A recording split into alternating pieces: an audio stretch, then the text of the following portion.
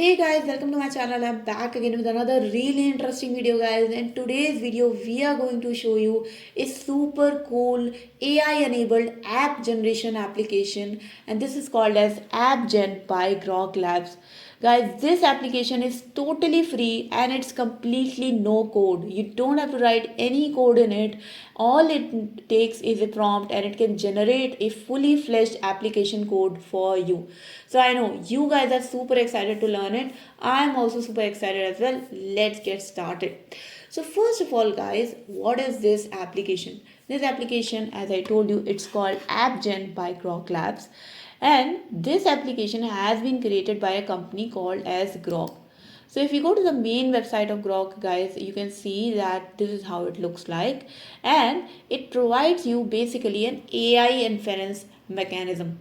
So basically, guys, if you guys have been using AI models or following my videos, you know that I use a lot of times Groq API key to access open source models like Llama models or Llama model or something like that, or Mistral models. So what Groq does is that it provides a AI inference. That means it provides you basically a URL and a parameter of model ID to it.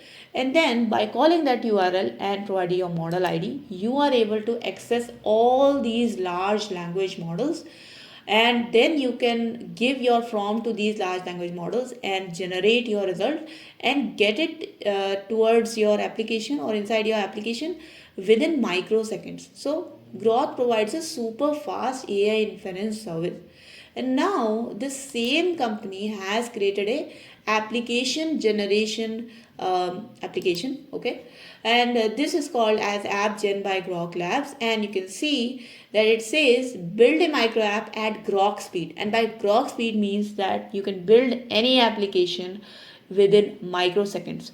Obviously, guys, this is going to be a micro application generation. You cannot create enterprise level applications with it. We can definitely create like small single page applications, and also this application usually is HTML based. So unless you make a tweak in your prompt, you have to be settled with HTML application. And why it only generates applications in HTML also is because the UI that has been created by GroqLabs provides you a way to actually test out that application, and that testing is done through HTML. So that's why this generation tool can help you create quick web application, a quick HTML application, and that too with just a prompt, and you don't have to mention a lot of detail in it. You can even just update the code by giving a prompt, so you don't have to write any code in it. Okay, so now this is the introduction about GroqLabs. I know that you learned a little bit about it. Let's test it out. Let's see how you can actually give a prompt to it and how you can get a result. So first of all, it says describe your app. So you can see that this is a text box, and you can provide your description here, or you can even create you can even take the description from some of the examples that have been mentioned here. So for example, a weather app or a calculator or image gallery, etc, etc. Okay, so either you can describe your application here, or you can click on some already created example. So let me create on calculator. Okay, and you can see that as soon as I clicked it, like just in like microseconds, it created the HTML code for me, and it also gave me a user interface to actually test it out. Okay, so you can see that I can test out this application and it actually works. Okay, now you can see that there are few things that are shown in this UI. First thing is version. Okay, so this is version 1 of this application. Now if you enter your feedback and click on apply edit, you can actually update this application. So let's say if I say make the equal button red color, okay, and then I click on apply edit, and you can see how quickly it applied the edit, and now my button is red color, and at the same time you can see that the code is edited as well. But here you can clearly see that you can copy this code. So I can copy the code and I can paste it in my local machine, and then I can use it, right? But there is no way to edit this code right here and there. So for example, if you might have seen the Llama coder in Together AI, there you were able to edit the code in the screen itself. And then you can see the changes in the side screen. But GroqLabs does not allow you to do that. So you cannot actually change the code here. Only way to change your code is by providing a prompt. But now you can see the interesting thing. Here now we have got two versions of this application. The first version did not have the equals to button as red, but the second version does have it as red. So as you can keep giving your updates, you can keep applying them, and then you can see the changes. And side by side you can also see multiple versions of that. So whichever version suits you the best, you can compare it, and then you can copy the code of that version. Okay. Now another thing here is that you have got a small speaker button here. So if you don't want to type, just click on the speaker button, give your prompt, and then you can click on apply edit again, and it is gonna do that. Now you have got a reload preview as well. So let's say sometimes it is possible that your feedback was not applied and you think that you need more better refreshed view. You can just click on this reload preview button and it can reload your screen.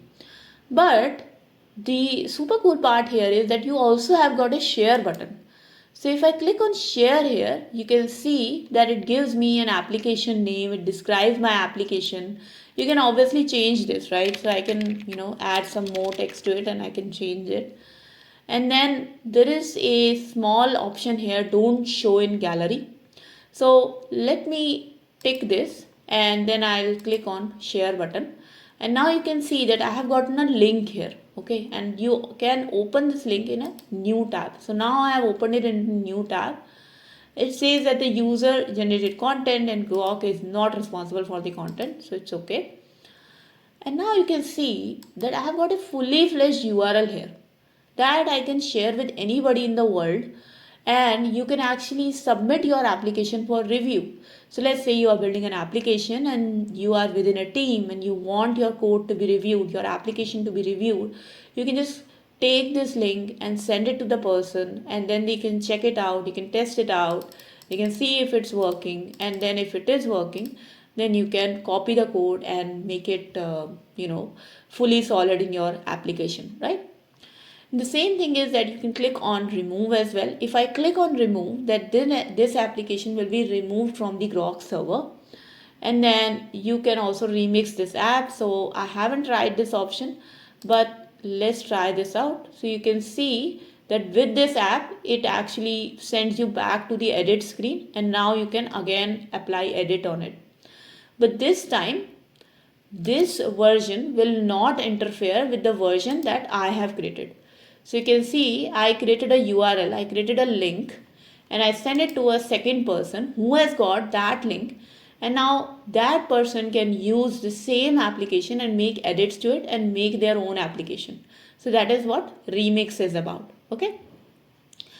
So this is how you can generate your application, and then you can share your application, you can make updates to it. Now one more thing I wanted to show you guys, that there is a remove button here, right? If I click on remove here, it is going to remove the application or permanently delete it from the Groq server. So now let's say you sent a link to somebody and they are satisfied with it. You no longer need that link. You can simply remove that. Okay. And this is how you can create your application and get feedback. But now I am done with this application, right? I can go back and I can click on new, and then I'm back to the home page again. Now you can see in this home page that there is something called as gallery. Okay, so there is something called as gallery. So what happens here is that when you create an application and then you click on share, then you remember that I actually checked a button which was called as don't show in gallery. So that's why my application is not currently being shown in gallery, because I checked that button. If you don't check that button, then your application will be shown in the gallery. Okay. And if you don't want that, let's say it's your private application, you don't want it to be shared, you can just check that checkbox and it won't be shared. Okay. So this is how you can create your application within seconds, right? There are a couple of ways to actually create your app here. One way is to give the text, right? Like let's say a snake game, right? I can just click on create and you can see that it created a snake game for me. But this is how you can type it. You can select an example, and then there is another way to do that is through a speaker button. So again, if you click on this speaker button here, it is going to take your audio, type the text, and then transcribe it and send it to the server to generate an app. But another thing that is present here is this small pencil button, which is actually a drawing button. So what happens in this drawing button is that you can draw your application. So let's say I draw my application here. It gives you a pen. Okay, you can draw your application here. And what it is going to do is that it is going to take this drawing and then it is going to convert into an application. Let's say that's done. And now I click on create. And you can see that it actually created that HTML page for me. It created that application for me. And now what I can do is I can apply an edit on it, right? So make this image clickable and print smile count when clicked. Okay, so let's say this is my editable thing.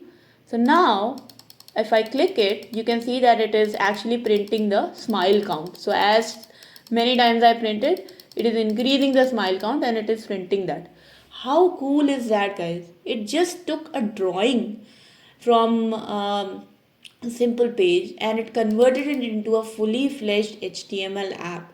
So that is the power of GroqLabs. It is doing a lot of things, and that too it is doing is super fast. Okay, so as I told you, there are 3 ways to describe your app. You can simply select one of the example, write the text, create a drawing, or send an audio, and it is going to build that application in a super speed. Okay, now that we know about how GroqLabs work, and we also know that how you can provide your prompts, if you are interested, I would also like to show it how internally it's working, like which model it's using and how is it actually being able to do all that stuff. Now, if you guys are not interested in the code part of it, you can definitely skip this part and go to the next section. Otherwise, please stay tuned. So if you guys want to look at the code, this is the GitHub repository. So this is a completely open source project, guys. There is no way that you cannot download it on your system and not run it. You can actually download it. You can actually clone this project. And once you have cloned it, you have to get some environment variables.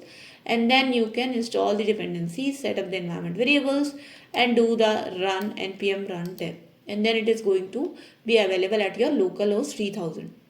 Just remember, guys, that when I tried to run it locally, I was having some issues with the environment variables. So definitely the documentation here is not complete because the environment variable that is mentioned here is only Groq API key, while in the code there are multiple environment variables that need to be supplied. Okay. So if you are able to supply all those environment variables, you will be able to run this project without any issue. But here's the code. Let's understand a little bit deeper how GroqLabs is working. So first of all, guys, you have got this small generate folder here in which you have got your root.ts file. And in this root.ts file, guys, is the entry point of when you click the generate button of your prompt. So when I was clicking on generate an app, and then this code is basically used. And what happens here is that your request goes to this post method, and here are a couple of things which this method does. The first thing it does is that it finds out if the query was given as a drawing. So if the query is given as a drawing, then it actually takes your drawing and it generates a description from that drawing. And to do that, it is actually using a vision model. And the vision model that we are using is this one, which is Llama 3.2 90 billion vision preview. And then there is a fallback vision model also in case this one doesn't work, which is Llama 3.2 11 billion vision preview. Okay, so this is how we convert a drawing into a description. Once we have converted that drawing into a description, we are able to send it to the model for creating your application. But let's say if it was not a drawing data, then we simply construct our query from the text that has been given to us, and then to convert that text we actually use a text model here. So what we use is something called as uh, chat completion model. And here you can see that we are using two types of models here. We can either use a vanilla model or we can use a primary model based upon a certain condition. So to complete my text prompts, I am using Llama 3.370 billion, and the vanilla model is Llama 3.370 billion versatile. Okay. So there are two things happening here. First is we generate a description of a drawing. If a drawing is not present, then we take the text and we also try to complete that text prompt also, just to make it much more efficient for our application to be generated. Okay. So once we have got our query here, so you can see that we have finally constructed our prompt. We also send our prompt to a method called as check content safety, where we are using a Llama guard model to make sure that no harmful or malicious content is actually sent as a prompt. If a prompt contains some malicious content or some not nice images or some bad drawings were made, then we don't send that prompt to our model for evaluation. Okay, so that is about check content safety. So now we have evaluated our drawing description. We have also safely checked what my text looks like. We have finally converted the prompt into a proper text description with our Llama 3.3 text models. And finally, it is time to send my model for generation of HTML. Okay, and finally we use the generation again we use the primary model for generation here.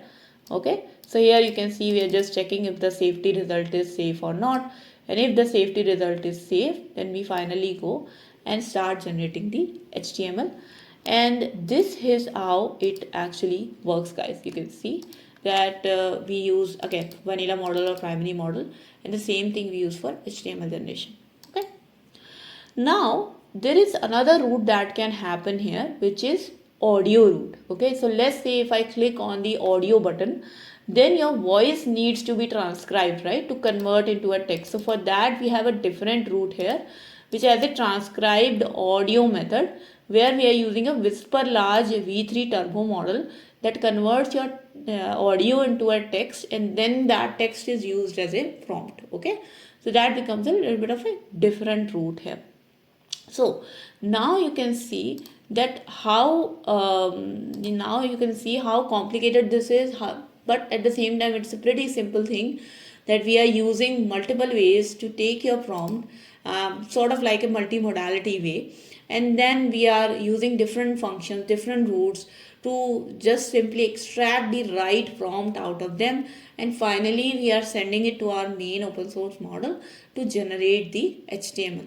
And all of this, because it's happening with Groq AI inference, you will be able to see the results in a much faster speed. Okay, so that was the video, guys. I know you guys must be super excited to use GroqLabs. All you need to do is just copy this URL, paste it in your browser and try it out. Now, if you guys like this video, guys, and if you guys learned something from it, please do not forget to like this video and share this video with your friends. If you have any questions, comments, suggestions, feedback for me, please do write down in the comment section below. I would be really happy to address them.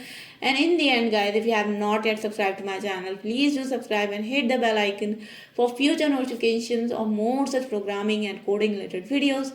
I'll see you guys in the next video, guys. Until then, take care and bye bye.